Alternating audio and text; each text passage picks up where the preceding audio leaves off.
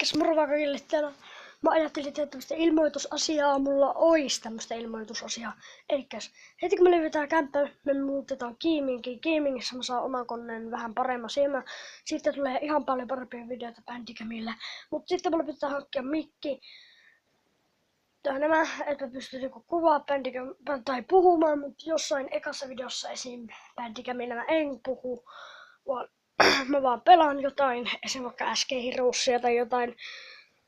Elikkä siihen on vielä varmaan aikaa, kun äitikään ei ole löytänyt vielä kämppää Gamingistä. Mutta tämmöstä ilmoitusasiaa, että on tulossa ainakin paljon parempaa videota. Paljon parempaa, ei enää puhelimella eikä millään, mutta me nähdään sitten seuraavan videon parissa. Se on tällä koneella, siis tulee vielä monta videota tällä koneella, mutta tällä huonolla koneella ja puhelimella kuvauksia, mutta me nähdään ensi videon parissa siihen saakka, moro!